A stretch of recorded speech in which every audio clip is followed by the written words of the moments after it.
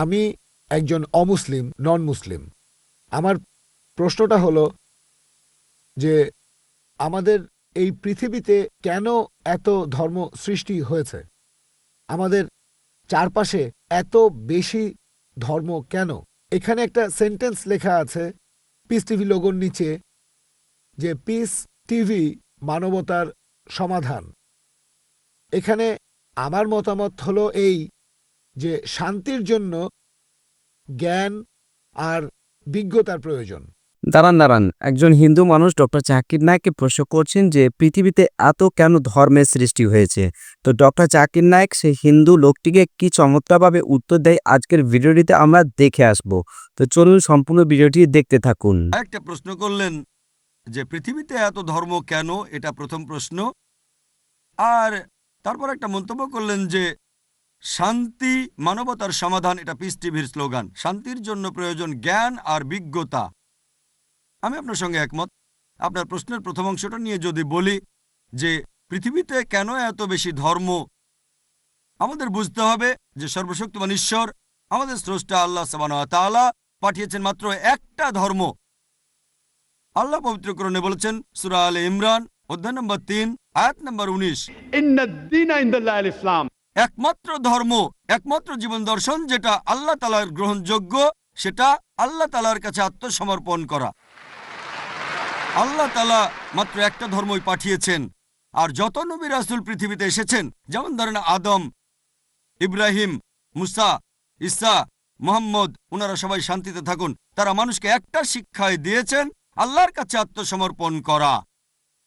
এখন আরবি ভাষায় যদি কেউ আল্লাহ তাআলার কাছে আত্মসমর্পণ করে তাহলে তাকে বলা হয় মুসলিম। আর ইসলাম, এই আরবি শব্দটার মূল আরবি শব্দটা হচ্ছে সালাম, যার মানে শান্তি। এর আরেকটা মূল আরবি শব্দ হচ্ছে সিলম, যার মানে আল্লাহ তাআলার কাছে নিজের ইচ্ছাকে সমর্পণ করা। তাহলে এক কথা ইসলাম মানে আল্লাহ তাআলার কাছে আত্মসমর্পণের মাধ্যমে শান্তি অর্জন করা। তাহলে আমাদের স্রষ্টা আল্লাহ তাআলা পাঠিয়েছেন মাত্র একটাই ধর্ম। তবে সময় বদলানোর সাথে সাথে ধর্মগ্রন্থগুলোও বদলে গেছে, বিকৃত হয়ে গেছে, নতুন জিনিস ঢুকেছে। আর এই ধর্মগ্রন্থ বদলানোর ব্যাপারে আল্লাহ পবিত্র কোরআনে বলেছেন সূরা বাকারা অধ্যায় নম্বর 2 আয়াত নম্বর 79, ফাওয়াইলুল লিল্লাযীনা ইয়াকতুবুনাল কিতাবা বিআইদিহিম সুম্মা ইয়াকুলুনা হাযা মিন ইনদিল্লাহ লিয়াশতারু বিহি সামনান কালিলা ফাওয়াইলুল লাহুম মিম্মা কাতাবাত আইদিহিম ওয়াইলুল লাহুম মিম্মা ইয়াকসিবুন। দুর্ভোগ তাদের যারা নিজ হাতে কিতাব রচনা করে আর বলে এটা আল্লাহর নিকট হতে। তারা এটা বলে তুচ্ছ মূল্য প্রাপ্তির জন্য। তাদের রচনার জন্য শাস্তি তাদের, যা উপার্জন করে সেজন্য শাস্তি তাদের। আল্লাহ তাআলা পাঠিয়েছেন অনেক আসমানি কিতাব, অনেক ইনস্ট্রাকশন ম্যানুয়াল। সময় বদলানোর সাথে সাথে এই ইনস্ট্রাকশন ম্যানুয়াল, আল্লাহর এই আসমানি কিতাব বদলে গেছে। যখন কোনো কিতাব বিকৃত হয়ে গেছে, আল্লাহ নতুন রাসূল পাঠিয়েছেন আর নতুন কিতাব। এইভাবে অনেক দিন চলেছে। তারপর আল্লাহ পাঠালেন সর্বশেষ ও চূড়ান্ত নবী মুহাম্মদ সাল্লাল্লাহু আলাইহি সাল্লামকে, আর সর্বশেষ ও চূড়ান্ত আসমানি কিতাব কোরআন নাজিল করলেন। এর আগে যেসব নবী রাসূল এসেছিলেন, আমাদের প্রিয় নবী মুহাম্মদ সাল্লাল্লাহু আলাইহি সাল্লাম বলেছেন যে আল্লাহ তাআলা এই পৃথিবীতে 1,24,000 নবী রাসূল পাঠিয়েছেন। পবিত্র কোরআনে মাত্র 25 জনের নাম বলা হয়েছে, অন্যদের নাম আমরা জানি না। হতে পারে একজন প্রশ্ন করেছিল, আপনি কি মনে করেন, একজন হিন্দু আমাকে এই প্রশ্নটা করেছিল, আপনি কি রামকে আল্লাহর রাসূল বলে মানেন, অথবা শ্রীকৃষ্ণকে কি আল্লাহর রাসূল বলে আপনি মানেন? আমি বলবো, যেহেতু নামটা কোরআন হাদিসে উল্লেখ করা নেই, আমি জানি না। আমি জানি না, হতে পারে রাসূল অথবা নাও হতে পারে, নিশ্চিত করে বলতে পারছি না।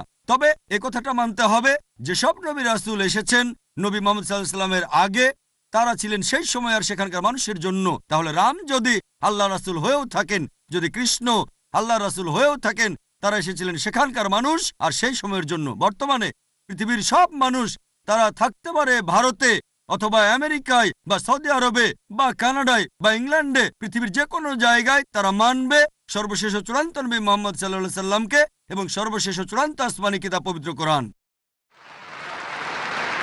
আল্লাহ আমাদের কথা দিয়েছেন সূরা হিজর অধ্যায় নম্বর 15 আয়াত নম্বর 9 যে আমি কোরআন অবতীর্ণ করেছি, সেটা আমি সংরক্ষণ করব। তাহলে আল্লাহ তাআলা পাঠিয়েছেন মাত্র একটা ধর্ম, সেটা হচ্ছে আল্লাহ তাআলার কাছে আত্মসমর্পণ করা। ইসলাম মানে আল্লাহর কাছে আত্মসমর্পণ করার মাধ্যমে শান্তি অর্জন করা। আর আপনি বললেন জ্ঞান এবং বিজ্ঞতা দিয়ে শান্তি অর্জন করা যায়। হ্যাঁ, কার কাছ থেকে জ্ঞান? সবচেয়ে সেরা কে? আল্লাহ তাআলা আমাদের স্রষ্টা। কে সবচেয়ে জ্ঞানী?